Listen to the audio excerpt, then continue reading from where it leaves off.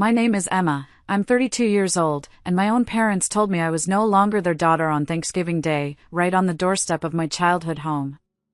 Before I tell you how their biggest mistake became my greatest liberation, let me know where you're watching from in the comments. It's comforting to know I'm not alone in this. To understand the chill of that November afternoon, you have to understand my family. On the surface, we were the American dream, a neat house on a tree-lined street, a manicured lawn, and 2 daughters. But inside that house, we lived in 2 different solar systems. My younger sister, Megan, was the sun. She was brilliant, dazzling, the center of our parents' universe. She could do no wrong. She'd flash a charismatic smile, and our parents' hearts would melt, along with their wallets. I, on the other hand, was a distant moon, orbiting quietly in the shadows. I was the responsible one, the steady one, the one who was just there. My purpose, it seemed, was to be the stable ground from which Megan could launch herself into the stars. I remember this one time, I must have been 10. Megan, in a fit of pique, threw a baseball in the living room and it shattered our mother's favorite porcelain vase, a family heirloom from my grandmother. The crash echoed through the house. I saw her do it. When Mom came running in, her face a mask of horror, Megan's big green eyes immediately filled with tears and her little finger trembled as it pointed straight at me. "Emma knocked it over," she sobbed. I was stunned into silence.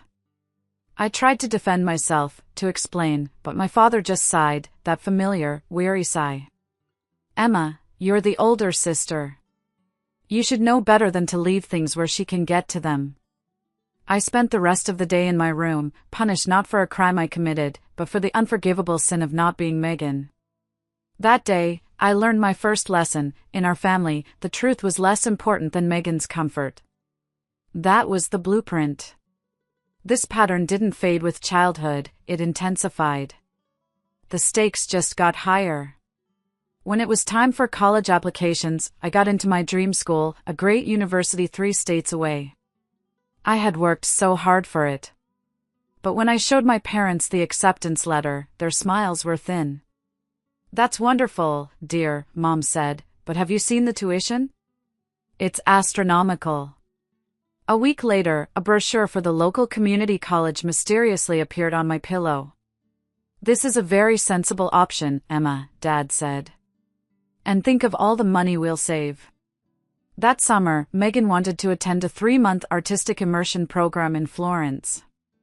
The cost was staggering. But for her, there was no talk of sensible options. My parents took out a loan. "It's an investment in her future," they'd said proudly. So I went to community college for 2 years, working nights at a diner to save up, just to watch Megan post glamorous photos from Italy, captioned #artistlife. My ambition was a burdensome expense, hers was a worthy investment. While Megan bounced from one failed, parent-funded venture to another, the jewelry line that produced more debt than necklaces, the lifestyle blog that cost a fortune in sponsored brunches, I worked. I transferred to a state university, graduated with honors, and poured every cent and every waking hour into my own dream, a small, fiercely independent bookstore and cafe I called the Reading Nook.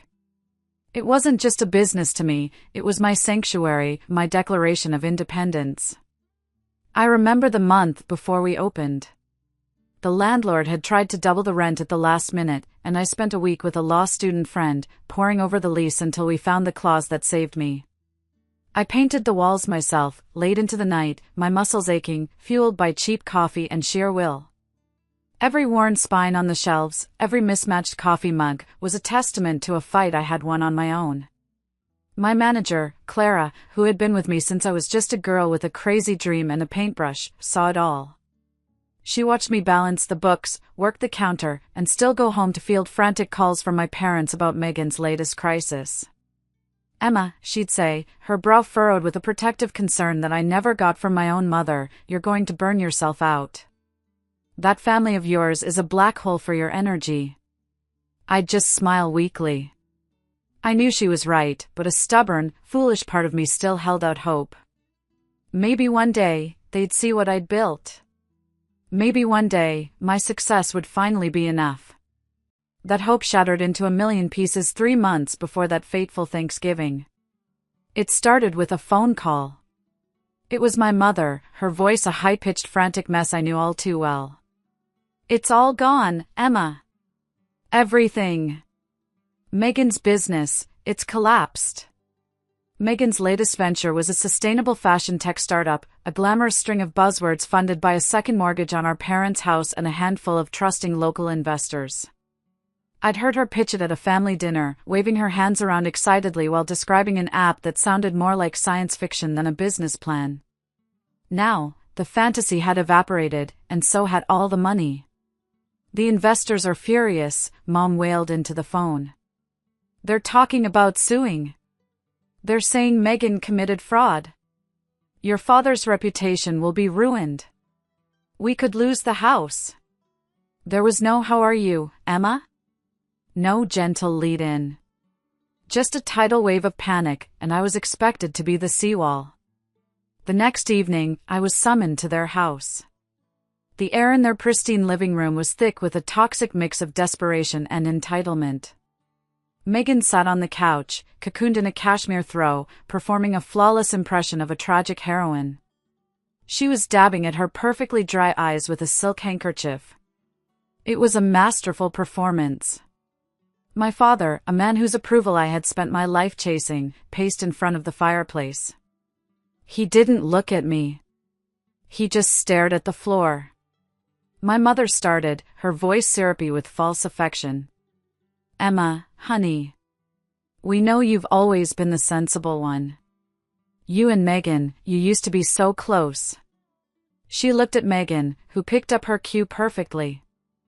"I always looked up to you, Emma," Megan sniffled, her voice catching beautifully. "You're so strong. So smart. I know you'll do the right thing. For the family." It was nauseating. This was the opening act, the emotional manipulation before the kill. I just sat there, silent, waiting for the other shoe to drop. It dropped with a thud. "We need $500,000, my father said, his voice flat, finally stopping his pacing to stand over me. I blinked, feigning a surprise I didn't feel. $500,000? What for? To pay back the investors, my mother said quickly, as if it were the most obvious thing in the world. To make this whole ugly business go away. To save your sister. A cold dread began to creep up my spine, familiar and unwelcome. And you think I have that kind of money just lying around? My father finally turned his gaze on me. It was cold, hard, and appraising, the look a butcher gives a side of beef. You will sell the reading nook, he commanded. We had it appraised while you were on that vacation last month. It's worth at least that. The room fell silent. The air was sucked out of my lungs. They had gone behind my back, appraised my life's work, my soul, and found it wanting. They had already decided on the sacrifice. I was just there to be led to the altar. No, I whispered. Megan let out an audible gasp. My mother looked at me as if I'd just spat on the family Bible. What did you say? My father asked, his voice dangerously low. I found my strength then. A lifetime of being invisible, of being the second best, of my successes being minimized and my sacrifices being assumed, all of it coalesced into a single, unshakable word. No, I said again, my voice ringing with a clarity that surprised even me. The reading nook is everything I have. I built it from nothing. It's mine. I will not burn it to the ground to pay for her mistakes. My father's face contorted, not just with anger, but with a kind of baffled indignation. It's not a mistake, it's your sister, he yelled. Family helps family. It's what you do. You sacrifice. Your mother and I have sacrificed everything for you girls. No, I said, standing up. You have sacrificed for her. I have been the one doing the sacrificing my entire life. My dreams, my ambitions, my savings. I am done. The answer is no. For a moment, I saw that flicker again, the one I'd seen before. That flash of fear in his eyes. But it vanished, replaced by a deep, simmering rage. "You've always been selfish," he spat, the words hitting me like a physical blow. "Only ever thinking about yourself and your stupid little bookshop. If you don't do this for your sister, for this family, then you are no longer welcome in this house. Don't consider us your family anymore." I walked out of that house in a daze. The pain was so sharp, so absolute, it was almost silent. There were no tears. Just a profound, hollow emptiness. His words echoed in my head, selfish. All my life, I had tried to be the perfect, selfless daughter, and in the one moment I chose myself, I became a monster in their eyes. I sat in my car for what felt like hours, just staring at the warm, inviting lights of my bookstore across the street. That was my home. That was my real family, the one I had built myself. And I would not let them take it from me. Then, my phone buzzed. It was an email from a Mr. Davies, an elderly man I'd met once at a town event. He was one of Megan's investors. The subject line was simple, question about my investment. The email was polite, but his desperation bled through every word. He wrote about his life savings, about the college fund he and his wife had painstakingly built for their 2 grandkids, all of it gone. He just wanted to understand what had happened. Reading his words, something inside me shifted. The pain began to cool, hardening into something else. Something cold, sharp, and clear. This wasn't just about my hurt feelings anymore. This was about justice for people like Mr. Davies. This was about right and wrong. I typed a reply. "Mr. Davies, I believe we should talk. I think we need a lawyer." Meeting Mr. Henderson was like stepping from a hurricane into a soundproof room. He was introduced to me by Mr. Davies, who had already spoken to a few other defrauded investors. They were pooling their resources to take legal action, they just needed a witness from inside the family. They needed me. Henderson's office was quiet, lined with books, and for the first time in weeks, I felt like I could breathe. He wasn't emotional. He was a man of facts, of logic, of consequences. He explained the legal terms like embezzlement and wire fraud in a way that made my stomach churn. "They used your emotional connection to them as a weapon," he said, after I laid out the whole sordid story. His eyes were kind, but his voice was steel. "It was designed to make you feel guilty, to make you pay for her crimes. Now, we will use the unassailable facts as our weapon." His plan was simple and brutal.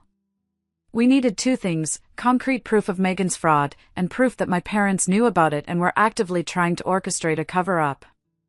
The first part, he and his team were already working on, subpoenaing bank records. The second part, that was up to me. The thought of it made me sick, but the memory of Mr. Davies's email strengthened my resolve. I did my own digging first. I spent a night scrolling through Megan's social media. There it was, a public diary of her fraud. A picture of her sipping champagne at a 5-star spa in Bali, timestamped the same week she had claimed to be in Italy sourcing sustainable silk. A new designer handbag, posted with #girlboss, purchased the day a large investment had cleared. It was all there. Brazen. I took screenshots of everything. Then came the hardest part. A few days later, I called my mother. I let my voice tremble, pitching it to sound shaky, uncertain. "Mom," I started, my heart pounding. I've been thinking. Maybe Dad was right. I was being selfish. I don't understand it all. To help, I need to know what I'm helping with. What did Megan actually do with all that money? It was a calculated risk. I was banking on her desperation to manipulate me, to minimize the crime into something manageable. And it worked. "Oh, honey, it's just a big misunderstanding," she said, her tone dripping with false sweetness. "You know Megan. She's an artist, not an accountant. She was just creative. She had to move some money around to cover some expenses. A trip here, a new car there, you know how it is. Image is everything in her business. It's not like she committed a crime. It's a small mistake. People in a family, we cover for each other. That's what love is. Your father and I will handle it, you just need to provide the funds. We cover for each other. The words hung in the air, a confession cloaked in a lecture. My hand was trembling as I held the phone, but my voice was steady. I see, I said. Thank you for explaining, Mom. When I hung up, I stared at the red button on the recording app. I had it. The proof. My whole body felt cold. That night, sitting alone in my apartment, I almost lost my nerve. I pulled out an old photo album. There we were, Dad holding me on his shoulders, Mom and a tiny Megan laughing beside us. A perfect family. A perfect lie. A wave of grief washed over me for the family I wished I'd had. Was I really about to burn the last bridge, to destroy even the memory of it? The next morning at the cafe, Clara found me staring blankly at the wall, a cold cup of coffee in my hand. She knew something was wrong. Talk to me, Emma, she said, sitting opposite me. I told her everything. The plan, the recording, the sickening feeling in my gut. She listened patiently. When I was done, she reached across the table and took my hand. They made their choice a long time ago, Emma, she said softly but firmly. Every time they coddled her and ignored you, they made a choice. Every time they took your sacrifice for granted, they made a choice. Now you have to make yours. Not for them. For you. And for that old man who lost his savings. Her words were the final push I needed. The doubt vanished, replaced by a steely resolve. I emailed the audio file and the screenshots to Mr. Henderson. The trap was set. All I had to do was wait for Thanksgiving. Thanksgiving Day arrived with a biting November wind. I drove to my parents' house, not with a pie or a bottle of wine, but with a hard drive in my pocket and ice in my veins. I could see through the front window that the house was full. My Aunt Carol's car was in the driveway. The stage was set for my public execution, and they didn't even know I had rewritten the script. I walked up the familiar stone path and rang the doorbell. My father opened the door. His face, when he saw me, was a mask of thunderous rage. My mother and Megan appeared behind him, their expressions a mixture of triumph and disdain. "What are you doing here?" he snarled. "It's Thanksgiving," I said simply. "I came to see my family." "You have no family here," he shot back, his voice rising, loud enough for everyone in the dining room to hear. Aunt Carol peered out from the doorway, her eyes wide with alarm. "I told you what would happen if you refused to help your sister. I told you what would happen if you put your own greed above your family. You refused to sell your cafe for $500,000 when she needed it. You're no longer our daughter." The words, meant to shatter me, barely registered. I had already mourned the loss of the family I thought I had. This was just the formal announcement. Megan smirked from behind his shoulder. "You heard him. Get out."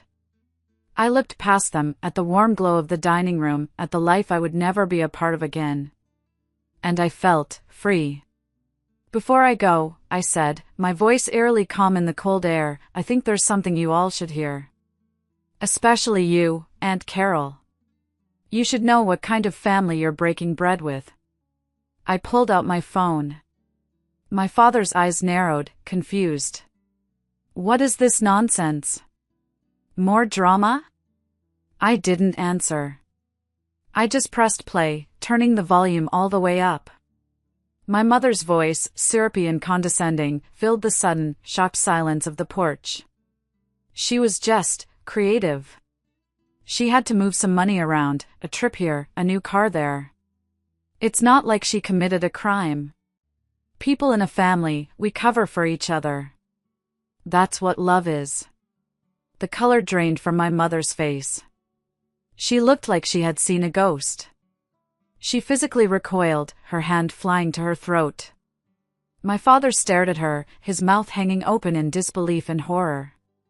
Aunt Carol took a half step back from the dining room doorway, her hand covering her mouth. Megan's smirk had vanished, replaced by pure, unadulterated panic. "You recorded me?" my mother whispered, her voice trembling. "That's not all," I said, my voice cutting through the silence like glass. I looked directly at my father. "While you were busy disowning me for not funding a criminal, Mr. Davies and the other investors were busy tracking every single dollar Megan stole. For instance, this one," I said, holding up my phone to show him one of Megan's posts. "This is from the week Megan claimed she was in Italy sourcing fabric. Funny, she's in Bali. And this," my voice hardened, "is the bank statement showing she spent $10,000 of Mr. Davies's money at that resort." I looked at my sister, who was now as white as a sheet. "The lawyer, Mr. Henderson, has everything. The bank statements, the faked invoices, the sworn affidavits from the people you stole from. And, of course, this recording." I took a step back from the door. "A formal complaint has been filed with the district attorney. I believe you'll be hearing from them soon." I looked at each of them one last time, my panicked mother, my shell-shocked father, and my terrified sister. "Enjoy your Thanksgiving." I turned and walked away without looking back. I didn't need to. I could feel the implosion happening behind me. I could feel the weight of a lifetime of lies finally, blessedly, lifting from my shoulders. The aftermath was swift and brutal. Within a week, Megan was arrested and charged with multiple counts of wire fraud and embezzlement. The story hit the local papers, a juicy scandal in our quiet town. My father's pristine reputation in the community was shredded overnight. His business partners grew distant. The friends who used to flock to their holiday parties suddenly had other plans. Their carefully constructed world crumbled to dust. I tried to stay out of it. I got a single, rambling, hysterical text from my mother, full of accusations and pleading. I read it, and then I deleted it and blocked her number. I was building a wall, and for the first time, it was for my own protection. But the final, devastating blow wasn't delivered in a courtroom. It was a secret that had been festering at the heart of my family for 30 years, and my actions had inadvertently lanced the boil. It came in a hushed, trembling phone call from my Aunt Carol about 2 weeks later. "Emma," she whispered, her voice full of a pity I didn't want. "Something terrible has happened." My blood ran cold. "What is it?" "Your father, after the arrest, he completely lost it," she explained. "He was in a rage. He went to his personal lawyer's office, shouting about how he was disowning you officially, changing his will, leaving every last thing to Megan. It was all about the inheritance. He was trying to punish you." She took a shaky breath. The lawyer, a stickler for rules, told him that to make the new will ironclad, he needed all the official documents. Birth certificates, everything. Your mother tried to stop him, tried to calm him down, but he was beyond reason. He went home and tore the house apart looking for the file. I waited, my heart pounding a slow, heavy rhythm. "Emma, he found it. And he found the other papers, the ones your mother had hidden away for 30 years. There were old divorce papers, never filed. And a letter. Your mother had an affair, a long, long time ago, right after they were married. Emma, your father, he isn't Megan's biological father." The phone felt heavy in my hand. The world tilted on its axis. It was as if the final, twisted puzzle piece of my life had just slammed into place with brutal force. My father had known. He had known for almost 30 years. And he had spent every single one of those years overcompensating. He wasn't protecting the golden child. He was desperately, pathologically, trying to prove to himself and to the world that the daughter who wasn't his by blood was still truly his. My entire life, I hadn't just been competing with a favored sister. I had been competing with the ghost of my mother's betrayal. My quiet, responsible existence was a constant, steady reminder of the family he was supposed to have, while Megan was his loud, frantic, all-consuming project to rewrite the past. The knowledge didn't bring me joy. It didn't bring me satisfaction. It just brought a profound, empty sadness for the man who had wasted his life on a lie, and in doing so, had broken the heart of the one daughter who was truly his. A year passed. An entire year of silence. No calls, no emails. Just the quiet, steady rebuilding of a life. The reading nook was thriving. More than that, it had become a real community hub. I used a portion of the profits to start a small foundation, the New Chapter Fund, offering microgrants and mentorship to local women trying to start their own small businesses. I'd had a meeting just last week with a young single mother who wanted to open a flower shop. Seeing the hope in her eyes, knowing I could give her a small boost that no one had ever given me, it was a feeling better than any revenge. On Thanksgiving Day, my small apartment was filled with warmth and laughter. The air smelled of roasted turkey and cinnamon. There was no tension, no veiled insults, no performing for affection. Around my table sat my chosen family, Clara and her husband, Mr. Henderson, who had become a kind, fatherly figure to me, and Mr. Davies and his wife, their faces relaxed and happy. His grandkids' college fund was fully restored after a successful civil suit against Megan. We talked, we ate, we shared stories. We were a patchwork quilt of people, brought together not by blood, but by mutual respect, kindness, and genuine affection. Late in the evening, after everyone had left and the happy mess was cleared away, I stood by my window, looking out at the city lights. I thought about the house just a few towns over, wondering if there was a Thanksgiving dinner there, or just a heavy, oppressive silence shared by three strangers trapped in the wreckage of their own making. I no longer felt anger. I no longer felt pain. I realized that when my father had shouted, "You're no longer our daughter," he hadn't been cursing me. He had been setting me free. He had given me the greatest gift of my life, permission to stop trying, permission to stop fighting for a love that was never truly mine to win. I turned back to the warm light of my living room, picked up my glass of wine, and smiled a real, genuine smile. I raised my glass to the empty room. To truth, I whispered. And to open doors. Thank you so much for listening to my story. It wasn't easy to share, but I hope it can help someone out there who feels trapped or unseen. My question for you is, have you ever had a moment in your life where you had to make the difficult choice to choose yourself, even if it meant disappointing people you loved? Let me know in the comments below. And if my story resonated with you, please consider giving it a like and subscribing for more. It really does help.